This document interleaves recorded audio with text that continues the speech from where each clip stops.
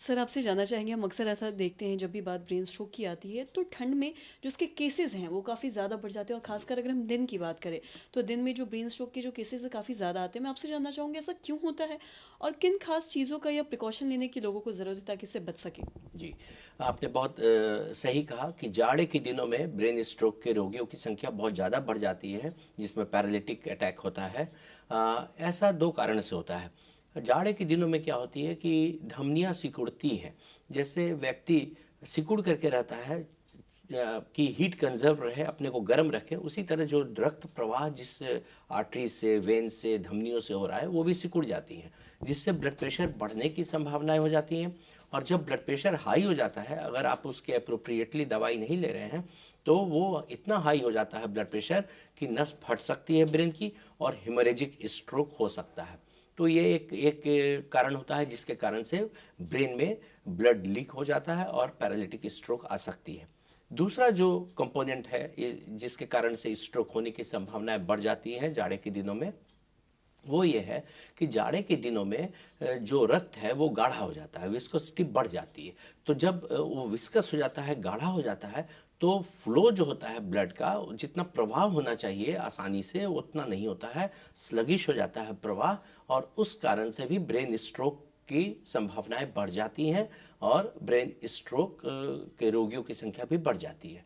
तो ये दो ऐसे मैकेनिज्म हैं जाड़े में जिसके कारण से ब्रेन स्ट्रोक के रोगियों की संख्या में बहुत तेजी से वृद्धि होती है। तो इसके बचाव के लिए जो आपने कहा कि सुझाव क्या होना चाहिए, वो यदि किसी को ब्लड प्रेशर है तो उसकी दवाई अपने चिकित्सक के देख रेख में उसको टैपर करना होता है, उसको टाइट्रेट करना होता है, उसका डोज जाड़े के दिनों में बढ़ाने की आवश्यकता पड़ सकती है। तो अपने बीपी के प्रति सचेत रहें, बीपी को नापते रहें, शुगर के प्रति सचेत रहें, अपने को रिहाइड्रेटेड करते रहें, पानी की कमी ना हो, लवण की कमी ना हो शरीर में, इसका ध्यान रखें, जिससे कि आपका ब्लड जो है विस्कस या गाढ़ा ना हो जाए।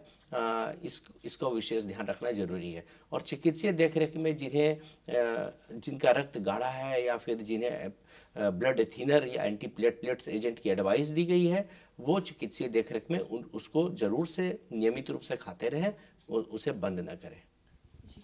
और साथ ही हम आपसे ये भी जानना चाहेंगे कि ये जो ब्रेन स्ट्रोक के जो केसेस हैं या जो मरीज़ ऐसे होते हैं, वो क्या ज़्यादातर मिड एज में लोगों को होता है या फिर कम उम्र में भी ब्रेन स्ट्रोक हो सकता है अगर वो दिन में बाहर निकलते हैं, ऐसा कुछ?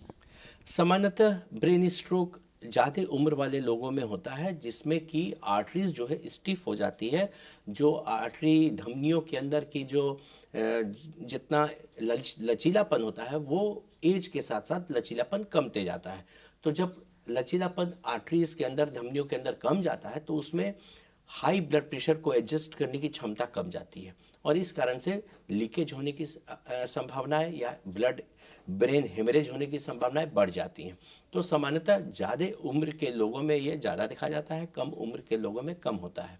और साथ ही साथ लेकिन कम उम्र के लोगों में भी हो सकता है, यदि उनकी ब्लड प्रेशर बहुत हाई है या अन्य उनको परेशानियां हैं, तो कम उम्र के लोगों में भी स्ट्रोक होने की संभावनाएं हो सकती है।